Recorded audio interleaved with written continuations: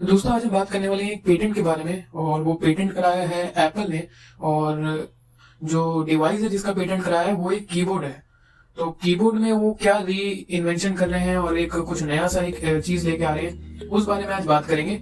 Short में बता देता हूँ, एप्पल एक ऐसे कीबोर्ड पे काम कर रहा है जो शायद जिसकी कीज जो है वो अपने आप चेंज हो जाए डिपेंडिंग ऑन द सॉफ्टवेयर। तो जो हमारा क्यूबेटी कीबोर्ड होता है, जो अल्फा न्यूमेरिक हमारा जो कीबोर्ड होता है जो हमारे को मिलता है, उसकी बजाय उस चीज पे जो है वो डायनामिकली चेंज हो जाएंगी डिपेंडिंग आप क्या सॉफ्टवेयर यूज कर रहे हो।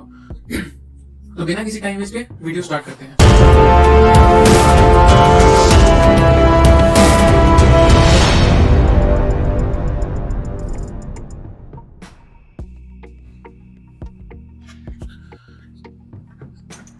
तो United state patent and trademark office में जो है इस नए कीबोर्ड का जो है एप्पल ने पेटेंट कराया है। और इसका मैं आपको डिजाइन दिखा देता हूँ। ये देखिए, ये डिजाइन है इसका। तो डिजाइन अगर आप देखेंगे तो काफी मतलब सिमिलर लग रहा है जो मैकबुक्स में जो कीबोर्ड आता है। और मेन जो कीबोर्ड है वो ये है।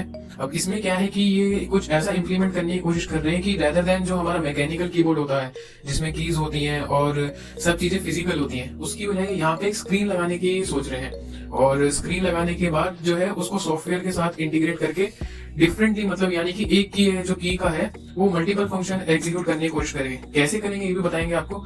तो अब इससे क्या होगा कि जो फायदे इसके ये हैं कि अगर आप ऑडियो एडिटिंग करते हैं या फिर ऑडियो बनाते हैं या फिर कोई वीडियो एडिटिंग करते हैं तो वो, या फिर फोटो एडिटिंग भी करते हैं, तो आपको उस चीज में जो है बहुत ज्यादा फायदा होने वाला है।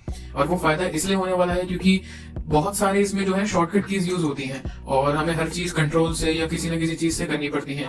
लेकिन जब हम डायनेमिक की का यूज करते हैं तो उसमें क्या होता है कि एक ही की के मल्टीपल फंक्शन हो जाते हैं और उसको हम प्रेस कर सकते हैं। और सबसे बड़ी बात ये होती है कि आपका जो कीबोर्ड है वो फिजिकल एक कीबोर्ड होने की बजाय एक स्क्रीन होता है। तो स्क्रीन में आप किसी भी लेवल का सॉफ्टवेयर डेवलप कर सकते हैं उस स्क्रीन के हिसाब से और काफी चीजें चेंज कर सकते हैं उसमें। अब बात करेंगे इसमें टेक्नोलॉजी का यूज करने की कोशिश कर रहे हैं। तो ये आप जैसे देखते हैं, कोई भी आप शॉर्टकट्स असाइन करते हैं किसी भी एप्लीकेशन को, तो अगर आप देखेंगे तो मल्टीपल उसमें जो है जैसे कि शॉर्टकट्स रहते हैं एस का, क्यू का, और मल्टी की शॉर्टकट्स भी रहते हैं। जैसे तो मल्टीपल की शॉर्टकट्स भी रहते हैं काफी सारे। तो उसमें क्या होता है कि डिफॉल्ट जो हमारा कीबोर्ड है उसमें हमें कंट्रोल का यूज करके, शिफ्ट का यूज करके ये सारे फंक्शंस के जो है कॉम्बिनेशन याद रखने पड़ते हैं। लेकिन जब स्क्रीन आ जाएगी तो एक ही बटन की डिफरेंट फंक्शन हो सकते हैं, कुछ ना कुछ वेरिएशन होगा क्योंकि कस्टमाइजेबिलिटी काफी ज्यादा बढ़ जाएगी। और उसके लेवल का अगर सॉफ्टवेयर बनाया जाएगा तो वो भी काफी ज्यादा फायदेमंद रहेगा ऐसे टास्क में जिसमें शॉर्टकट कीज या मल्टी फंक्शन कीज का बहुत ज्यादा यूज होता है। तो एप्पल इस पे काम कैसे कर रहा है इस बारे में बताएंगे आपको। तो होता क्या है कि डीआरपी मतलब डायनामिकली रिकॉन्फ़िगरेबल प्रोसेसर होता है। वैसे डीआरपी की जो फुल फॉर्म है डायनामिकली रिकॉन्फ़िगरेबल प्रोसेसर। तो डीआरपी में क्या होता है कि वो तो एक प्रोसेसर होता है। अब उसमें क्या होता है, अगर आप सॉफ्टवेयर और हार्डवेयर के बीच की वो चीज बनाने की कोशिश करते हैं। अब सॉफ्टवेयर के फायदे हमारे पास ये होते हैं कि सॉफ्टवेयर फ्लेक्सिबल होता है लेकिन उसकी परफॉर्मेंस लिमिटेड होती है। और हार्डवेयर के साथ हमारे पास ये डिसएडवांटेज होती है कि उसकी परफॉर्मेंस हाई होती है लेकिन रन टाइम रिकॉन्फ़िगरेबिलिटी जीरो होती है। तो अब रन टाइम रिकॉन्फ़िगरेबिलिटी से क्या मतलब है। सपोज आपका कोई प्रोग्राम रन कर रहा है और वो एक सॉफ्टवेयर है, वो सॉफ्टवेयर उसी हिसाब से रन कर रहा है और उसके लिए जो हार्डवेयर रिसोर्सेज कंज्यूम हो रहे हैं वो उतने ही कंज्यूम हो रहे हैं जितने होने चाहिए। आप उसमें कुछ चेंजेस नहीं कर सकते। सपोज अगर आपको सॉफ्टवेयर में कुछ चेंजेस करना है तो वो जिस कंपनी का सॉफ्टवेयर है वो वही चेंजेस करके दे सकती है। और हार्डवेयर में तो आप ऐसी चेंजेस नहीं कर सकते जिसपे आप रन कर रहे हो जब तक आप कुछ अलग से सिस्टम या फिर कुछ अलग से अपग्रेड ना करना चाह रहे हो। तो डीआरपी में क्या होता है, डीआरपी यहाँ पे जो फुल फॉर्म है डायनामिकली रिकॉन्फ़िगरेबल प्रोसेसर है। अब यहाँ प्रोसेसर का एग्जांपल लेके मैं कीबोर्ड को एक्सप्लेन करने की कोशिश करूंगा क्योंकि ये एक तरह की टेक्नोलॉजी है। तो बात यहाँ पे प्रोसेसर की हो रही है लेकिन सेम चीज जो है एप्पल इंप्लीमेंट करने वाला है अपने कीबोर्ड में। तो उसमें क्या होगा कि आपका जो जैसे लैपटॉप की जो जगह होती है, लैपटॉप कह रहा हूँ, कीबोर्ड की जो जगह होती है आपके लैपटॉप में, उसकी जगह एक स्क्रीन लगाएंगे और वो स्क्रीन जो होगी वो डीआरपी पे बेस्ड होगी। और उसमें क्या होगा, वो रन टाइम रिकॉन्फ़िगरेबल होगी, यानी कि जो आपका कीबोर्ड का हार्डवेयर जैसे आप अभी आप चेंज नहीं कर सकते, उसमें क्या है आप अपने हिसाब से जो है आपको कीज जो जहां पे जैसे चाहिए वो आप अपने हिसाब से कॉन्फ़िगर कर सकते हैं। आगे बात करेंगे कि स्क्रीन का यूज करने वाले हैं तो ओएलईडी का इस्तेमाल करने वाले हैं। अब ओएलईडी होता है organic light emitting diode. OLED screen जो होती है वो पहली बात तो बैटरी बहुत ज्यादा कम लेती है और वो कम इसलिए लेती है क्योंकि वो डायोड्स का यूज करती हैं अपने जो लाइट एमिट करने के लिए।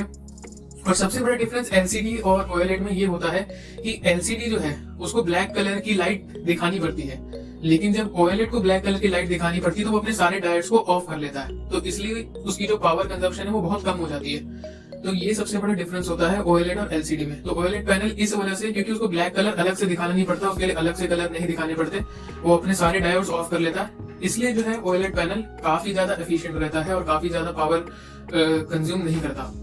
नेक्स्ट जनरेशन डिस्प्ले टेक्नोलॉजी, और ये थोड़ी बहुत चीजें हैं, अगर आप पढ़ना चाहें तो पढ़ सकते हैं इसमें वीडियो पॉज करके। और लास्ट में हम बात करेंगे इलेक्ट्रोफोरेटिक डिस्प्ले की।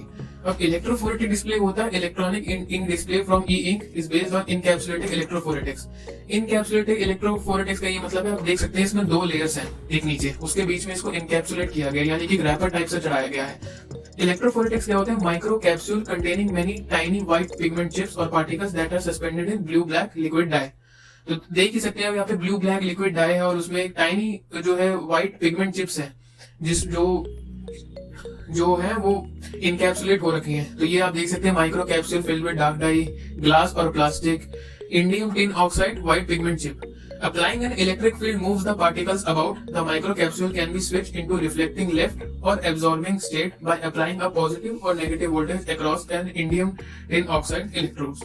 तो इसमें क्या होता है कि ये जो है ना, स्विच करते हैं अपने आप को। अब स्विच करने से मतलब ये है कि अगर एक ये कैप्सूल है वो कहीं और जा सकता है, डिपेंडिंग ऑन आप साइड से कितना पोटेंशियल डिफरेंस अप्लाई करवा रहे हैं। तो इससे क्या होता है कि इसका जो यूज किया जाएगा वो डायनामिक की एलोकेशन के लिए करा जाएगा।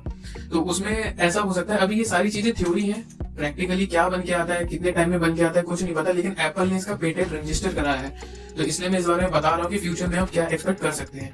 तो इसका जो इस्तेमाल करा जाएगा वो इसलिए करा जाएगा कि एक की, सपोज अगर आपकी एक कॉर्नर में है तो उसको अगर दूसरे कॉर्नर से जाना है, दूसरे कॉर्नर पे लेके जाना है, तो उसके लिए जो है इसका इस्तेमाल करा जाएगा। अब ये इम्प्लीमेंट कैसे होगा, ये थ्योरी है और मैंने बहुत ही बेसिक और सिंपल लैंग्वेज में बताने की कोशिश करी आपको। कैसे इम्प्लीमेंट होगा कैसे नहीं, अब ये तो आने वाले टाइम में पता लगेगा। तो इस बारे में बताना था आज आपको। वीडियो अच्छा लग रहा होगा तो लाइक, सब्सक्राइब और शेयर जरूर कर दीजिएगा। और आज के लिए बस इतना ही।